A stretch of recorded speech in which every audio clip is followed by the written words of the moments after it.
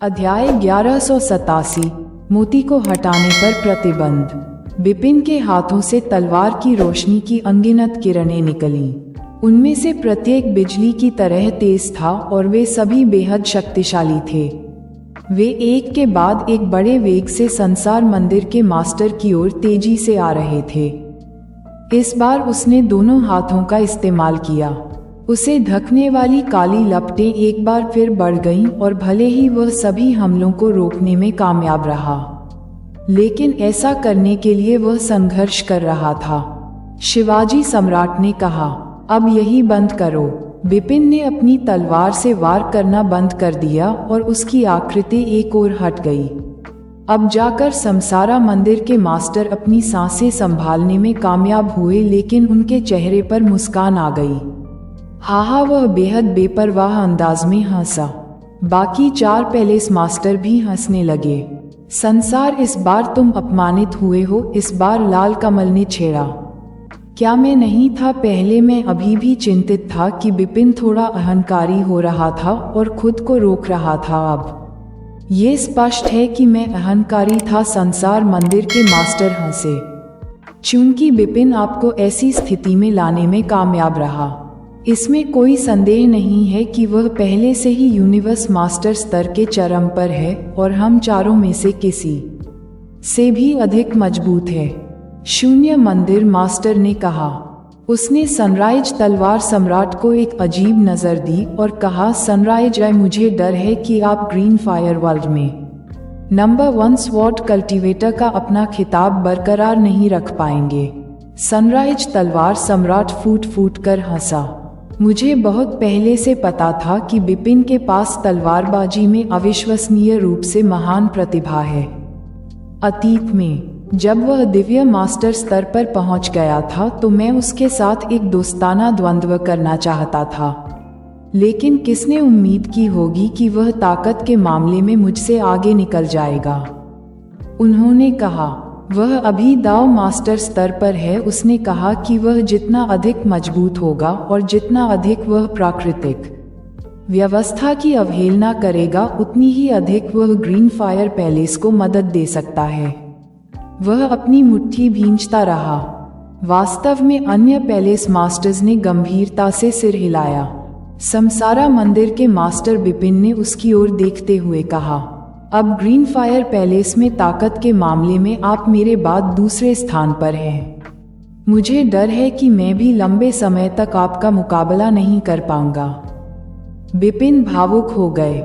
संसार मंदिर के मास्टर की आवाज से बिपिन को पता चल गया कि उसे अभी भी विश्वास है कि वह अभी के लिए मजबूत है। Samsara temple master green fire palace में सबसे बड़े पैलेस मास्टर हैं और उनकी ताकत हमेशा अथाह रही है।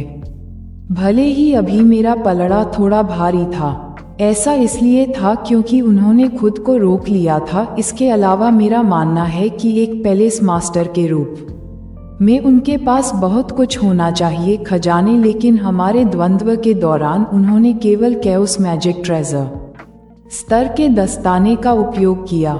बिपिन ने गुप्त रूप से सोचा, उसके पास अभी भी कई चालें होंगी। बेशक बिपिन ने भी अपने कौशल के पूरे भंडार का उपयोग नहीं किया था। उसने अपनी तलवारबाजी की पूरी श्रृंखला प्रदर्शित नहीं की थी। उन्होंने अपनी सबसे शक्तिशाली चाल का उपयोग नहीं किया जो स्वयं द्वारा बनाई गई थी। ये सोचने के लिए कि 1800 वर्षों की इतनी छोटी अवधि के दौरान आपकी इतनी अविश्वसनीय प्रगति होगी, मुझे अब 100% यकीन है कि आप ग्रीन फायर पैलेस के नेता बन सकते हैं। यह अफसोस की बात है कि ग्रीन फायर वर्ल्ड इसके लिए इंतजार नहीं कर सकता। तुम धीरे धीरे परिपक्व हो जाओ। संसार मंदिर के मास्टर ने हल्की आह भरते हुए कहा। अन्य पैलेस मास्टर्स को भी ठिठुरन महसूस हुई। वास्तव में वर्तमान स्थिति को देखते हुए बिपिन के लिए अकेले अपने कौशल को विकसित करने और धीरे धीरे पहले की तरह सुधार करने की कोई गुंजाइश नहीं थी। गोल्ड किंगडम की सेना का मुख्य दल आ रहा था और जल्द ही युद्ध छिड़ जाएगा। यदि ग्रीन फायर पैलेस हार गया तो संपूर्ण ग्रीन फायर वर्ल्ड केवल इतिहास की किताबों में ही मौजूद रहेगा। इससे कोई फर्क नहीं पड़ता कि ग्रीन फायर पैलेस को ये लड़ाई जीतनी ही होगी। विपिन ने दोनों मुठ्ठियां कसकर भींचते हुए कहा, हाँ, हमें अन्य 5 पैलेस मास्टर्स से सहमत होना चाहिए क्योंकि उन्होंने तुरंत सिर हिलाया। ठीक है, सभी तैयारियां हो चुकी हैं, चलो अब चलते हैं, समसारा मंदिर के मास्टर ने कहा। तुरंत सभी 6 पैलेस मास्टर्स विपिन युद्ध के मैदान में गोल्ड किंगडम के आधार के लिए निकल पड़े। वे कुछ दिनों बाद वहां शून्य पर पहुंचे। क्या उनका आधार वही है? विपिन ने तिरछी नजर से पूछा। उसके सामने बैंगनी धुंध में डूबा हुआ एक जिला था। ये बहुत बड़ा था और विपिन की आत्मा शक्ति घने धुंध को भेद नहीं सकती थी। जाहिर तौर पर गोल्ड किंगडम ने इस क्षेत्र में कुछ दुर्जेय प्रतिबंधात्मक वार्ड लगाए थे। हम ऐसे प्रतिबंधों वाले क्षेत्र में घुसने की उम्मीद कैसे कर सकते हैं? विपिन ने भौहें चढ़ाते हुए पूछा। बेशक ऐसा करने का एक तरीका है, आप बस देखते रहें, शून्य मंदिर के मास्टर ने हल्की सी मुस्कुराहट के साथ कहा। फिर उन्होंने एक पारदर्शी मोती निकाला। मोती में एक रहस्यमयी धूसर ऊर्जा थी और कोई भी उसके भीतर नाचते हुए एक हल्के वज्र को स्पष्ट रूप से देख सकता था। इससे विनाश की आभा उत्पन्न हो रही थी। यह क्या है? विपिन ने संदेह से पूछा। यह एक प्रतिबंध हटाने वाला मोती है। इसका उपयोग विशेष रूप से संरचनाओं को तोड़ने या प्रतिबंधों को हटाने के लिए किया जाता है। कई साल पहले हमारे ग्रीन फायर पैलेस के विशेषज्ञों ने युद्ध के मैदान में घूमते समय उनमें से कुछ को देखा था। ये पहली बार है कि हम उनका उपयोग कर रहे हैं। हालांकि शून्य ने कहा। मंदिर मास्टर हंसते हुए मोतियों के बारे में सुनकर गौरव ने भी कहा, ये प्रतिबंध मोती को हटाना एक वास्तविक रत्न है। शाश्वत अराजक दुनिया में ये सीधे सामान्य संरचनाओं या प्रतिबंधों को तोड़ सकता है। भले ही गोल्ड किंगडम के आधार के आसपास की संरचना दुर्जेय है, मुझे संदेह है कि यह इसका सामना कर सकता है। इन मोतियों का आक्रमण, यदि मैंने गलत अनुमान नहीं लगाया तो मेरा मानना है कि शून्य मंदिर मास्टर के पास उनमें से कुछ हैं। विपिन ने गुप्त रूप से विचार किया कि इस युद्ध क्षेत्र में बहुत सारी अच्छी चीजें हैं। हम सभी योजना के अनुसार आगे बढ़ेंगे, संसार मंदिर के मास्टर ने शांत स्वर में कहा। जब प्रतिबंध हटाने वाला मोती बाहर फेंका जाएगा और सभी सख्त संरचनाओं को तोड़ देगा, मैं वॉर्ड द टैंक और सनराइज तलवार सम्राटों के साथ 5 कठपुतली सेनानियों को लाऊंगा और सीधे हमला करूंगा। वध शुरू करने के लिए अपने घोंसले में रेड लोट्स आप यहाँ रहेंगे और जीयू क्षेत्र के अपने कौशल को उजागर करेंगे, जिससे हमारे हमले के साथ दुश्मन विशेषज्ञों को दबाया जा सकेगा। साथ ही आप हमारे दुश्मनों को भागने से रोकेंगे। लाल कमल ने गंभीर सिर हिलाते हुए सही उत्तर दिया। फिर उसने अवचेतन रूप से अपने पहने हुए रक्त लाल कंगन को छुआ। ये खजाने का एक अत्यंत मूल्यवान टुकड़ा था। संसार मंदिर के मास्टर विपिन ने अपनी दृष्टि उसकी ओर घुमाते हुए जारी रखा। आप बेहद ताकतवर हैं और मेरे बाद दूसरे स्थान पर हैं। इसके अलावा आप तलवारबाजी में भी कुशल हैं और आपकी गति भी बहुत तेज है। आप अंधेरे के बीच छिप जाएंगे और सही मौका मिलते ही अंतिम वार करेंगे और जितना संभव हो उतना नुकसान पहुंचाएंगे। गोल्ड किंगडम के लिए ये बहुत अच्छा होगा यदि आप उनके 1 या 2 यूनिवर्स मास्टर्स को एक ही झटके में मार सके। समझ गया, विपिन ने उत्तर दिया। उसकी दृष्टि ठंडी हो गई थी और हत्या का इरादा उसके भीतर भड़क रहा था। आज की लड़ाई में हर कोई हमारे ग्रीन फायर वर्ल्ड के अस्तित्व को लेकर चिंतित है। यदि हम आज गोल्ड किंगडम की नींव मिटा देते हैं, जब इसका मुख्य निकाय आता है तो हमारे पास अभी भी एक मौका है। यदि हम असफल होते हैं तो ग्रीन फायर वर्ल्ड बर्बाद हो जाएगा। समसारा मंदिर के मास्टर ने धीमे स्वर में कहा, हम ये लड़ाई हार नहीं सकते और जीवित रहने का मौका अपने हाथ से जाने नहीं दे सकते। हमें ये लड़ाई जीतनी है। विजय! विपिन और अन्य लोग दहाड़ने लगे। आइए प्रहार करें। संसार मंदिर के मास्टर ने गुर्राया और शून्य मंदिर के मास्टर, जो उनके बगल में थे, ने अपने हाथ में मौजूद प्रतिबंध हटाने वाले मोती को बैंगनी धुंध में डूबे जिले की ओर फेंक दिया। मोती धुंध में चला गया और तुरंत एक भेदी चमक उभरी, जैसे सूरज निकल रहा हो। जल्द ही धरती को हिला देने वाला एक भयानक विस्फोट हुआ। बूम! यह ऐसा था मानो स्वर्ग और पृथ्वी अलग हो गए हों। विस्फोट के बाद गोल्ड किंगडम के बेस की परिधि को कवर करने वाली बैंगनी धुंध आसपास के क्षेत्र में फैलने लगी। अध्याय 1188 युद्ध का प्रकोप। महल में गोल्ड किंगडम के आधार के भीतर, जो सबसे गहरा था, लाल सिर वाले, ठंडे दिखने वाले और युवा रेड स्नो किंग कुछ यूनिवर्स मास्टर्स के साथ एकत्र हुए थे। रेड स्नो किंग, क्या आप हमारी चोट से उबर गए हैं? गोल्डन रॉक किंग ने पूछा।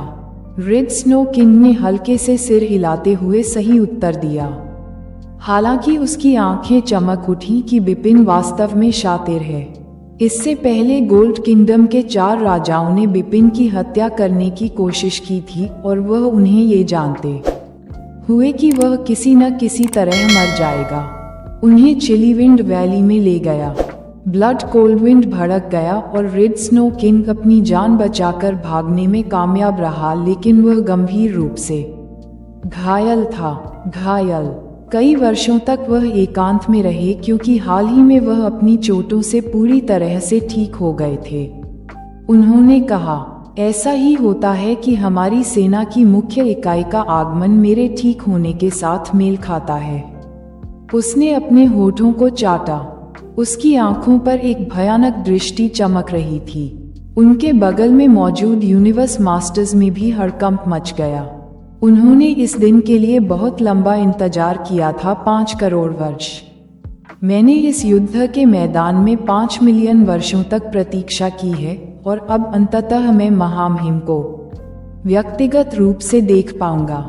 हाँ, जब वह हमारी सेना के मुख्य दल के साथ आएगा तो वे निश्चित रूप से ग्रीन फायर पैलेस और पूरे ग्रीन फायर वर्ल्ड को पूरी तरह से नष्ट करने में सक्षम होंगे। यह विशाल युद्ध क्षेत्र तब हमारे गोल्ड किंगडम के हाथों में आ जाएगा। आखिरकार ये दिन आ ही गया। सभी यूनिवर्स मास्टर्स उत्साह से चमक उठे और वे लगातार गुर्राते रहे। वे 5 मिलियन वर्षों से इस युद्ध क्षेत्र में भटक रहे थे और इस बात से बेहद परिचित थे कि यह युद्ध क्षेत्र कितना कीमती हो सकता है। दुर्भाग्य से ग्रीन फायर पैलेस की उपस्थिति ने उनकी गतिविधियों को गंभीर रूप से प्रतिबंधित कर दिया था। इसलिए वे लंबे समय से अपने दुश्मनों को पूरी तरह से मिटा देना चाहते थे। उन्होंने कहा कि उनके पास ऐसा करने की क्षमता नहीं है। उन्होंने 5 मिलियन वर्ष पहले एक बार प्रयास किया और असफल रहे। उस विफलता के बाद गोल्ड किंगडम ने युद्ध के मैदान पर कब्जा करने की कोशिश नहीं छोड़ी। उनके राजा ने ठीक 5 मिलियन साल पहले अपनी सेना के मुख्य दल को इस स्थान की ओर ले जाया था। युद्ध के मैदान का स्थान बहुत अनोखा था और गोल्ड किंगडम के राजा ने इसे बंद करने के लिए बहुत प्रयास किए। फिर उन्होंने कई लंबे साल बिताए और रेड स्नो की अंदरूनी मदद से युद्ध के मैदान में प्रवेश द्वार खोलने से पहले बहुत त्याग किया। राजा और गिरोह, यदि युद्ध क्षेत्र का अनोखा भूगोल न होता तो वह बहुत पहले ही आ गया होता। इन सभी वर्षों में मैं इस युद्ध के मैदान पर इंतजार कर रहा हूँ और यहाँ हमारी सेना का नेतृत्व करने के लिए महामहिम के लिए नींव रखी है। ये लड़ाई पिछली जल्दबाजी में योजना बनाई गई लड़ाई से बहुत अलग होगी। इस बार हम पर्याप्त रूप से तैयार हैं और इन नींवों के आगमन के साथ साथ हमारे सम्राट और ग्रीन फायर पैलेस के अधिक विशेषज्ञों को कोई मौका नहीं मिलेगा। हमारा गोल्ड किंगडम निश्चित रूप से ये लड़ाई जीतेगा। रेड स्नो किंग भावनात्मक रूप से दहाड़ उठा। यूनिवर्स मास्टर्स भी तैयार थे और अपनी सेना के मुख्य दल के आने का इंतजार कर रहे थे। लेकिन इस वक्त बूम, तभी एक भयानक विस्फोट की आवाज आई। इसके तुरंत बाद जिन साम्राज्य का पूरा आधार हिलने लगा और रेड स्नो किंग और अन्य यूनिवर्स मास्टर्स ने तुरंत झटकों को नोटिस किया। हुश हुश हुश हुश हुश कई आकृतियां आकाश में उठीं और आधार के ऊपर शून्य में दिखाई दी। रेड स्नो किंग उनके केंद्र में खड़ा था और उनके सामने के दृश्य का सर्वेक्षण करते समय उसकी अभिव्यक्ति बेहद ठंडी हो गई थी। जब उसकी पुतलियां अचानक सिकुड़ गईं तो उसने पूछा कि आसपास की प्रतिबंधात्मक संरचनाओं को कैसे तोड़ा जा सकता है।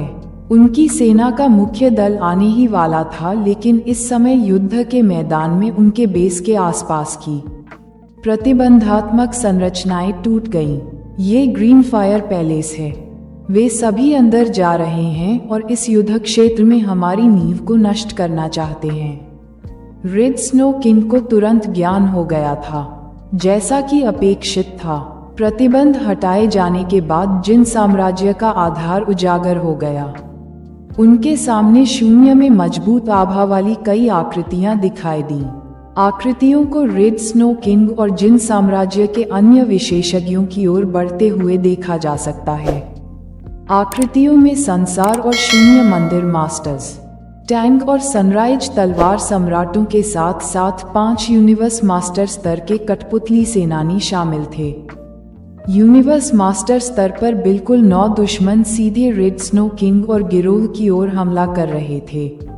क्या तुम लोग इस हमले पर अपनी दुनिया के अस्तित्व को दांव पर लगा रहे हो? क्या तुम्हें लगता है कि यह इतना आसान होगा? उन्हें रोको। वह दहाड़ उठा।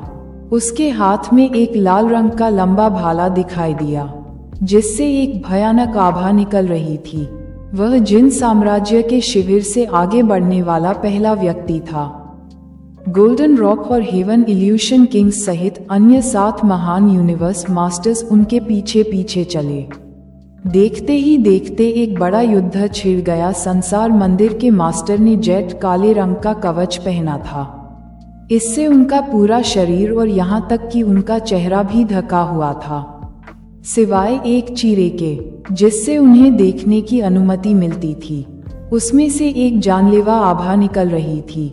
वह एक असाधारण रूप से डरावने जानवर में बदल गया था और उसकी एक काली पूंछ भी थी जो चाकू की तरह तेज थी। काली लपटों ने उसके शरीर को ढक लिया और वह एक पल में रेड स्नो किंग से भिड़ गया। रेड स्नो किंग चिल्लाया, उसे तोड़ दो।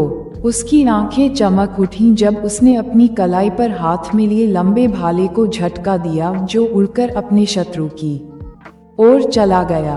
उनके आसपास के शून्य में बर्फ के टुकड़े गिरने लगे, लेकिन वे अजीब तरह से रक्त लाल रंग के थे। पूरे जिले में हाड़ कंपा देने वाली ठंड पड़ गई। संसार मंदिर के मास्टर का शरीर अचानक फैल गया और उन्होंने ठंडी आवाज में गुर्राना शुरू कर दिया। उन्होंने अपनी सुरक्षा की परवाह किए बिना एक भयानक जानवर की तरह सीधे लंबे भाले की ओर तेजी से हमला किया। बैम! टक्कर के कारण रेड स्नो किंग का हथियार एक अजीब आकार में झुक गया। समसारा टेम्पल मास्टर की गति केवल आंशिक रूप से धीमी हुई और उसने रेड स्नो किंग पर वार करना जारी रखा। रेड स्नो किंग ने गुर्राया।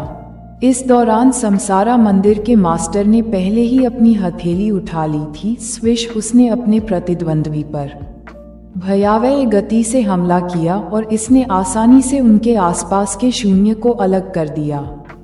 रेड स्नो किंग हिल गया और उसका लाल रंग का भाला शून्य में चला गया, जैसे कोई जहरीला कुंडलित सांप उसके प्रतिद्वंद्वी के पंजे के सामने आ रहा हो। बजना! हथियार टेम्पल मास्टर की हथेली से टकराया। संसार मंदिर के मास्टर ने गुस्से से कहा, खो जाओ। उसकी तेज धार वाली काली पूंछ आगे बढ़ी और रेड स्नो किंग के चेहरे पर जा गिरी। रेड स्नो किंग आश्चर्यचकित रह गया और अपने लंबे भाले को अपनी छाती के सामने रखकर वार से बचने की कोशिश कर सका। टकराना! रेड स्नो किंग कांप उठा और पीछे की ओर शूटिंग करते हुए बहती रोशनी में बदल गया। सब कुछ पलक झपकते ही हो गया। कुछ ही समय में रेड स्नो किंग, जिसने पहले अपने विरोधियों पर जोरदार हमला किया था, पहले ही पीछे हटने के लिए मजबूर हो गया था। विपिन को गुप्त रूप से आश्चर्य हुआ जब उसने छाया में लड़ाई देखी। जैसा कि अपेक्षित था, रेड स्नो किंग अभी भी जीवित है और ऐसा लग रहा है कि वह अपनी चरम शक्ति पर लौट आया है। फिर भी वह अभी भी संसार मंदिर मास्टर की तुलना में स्पष्ट रूप से बहुत कमजोर है।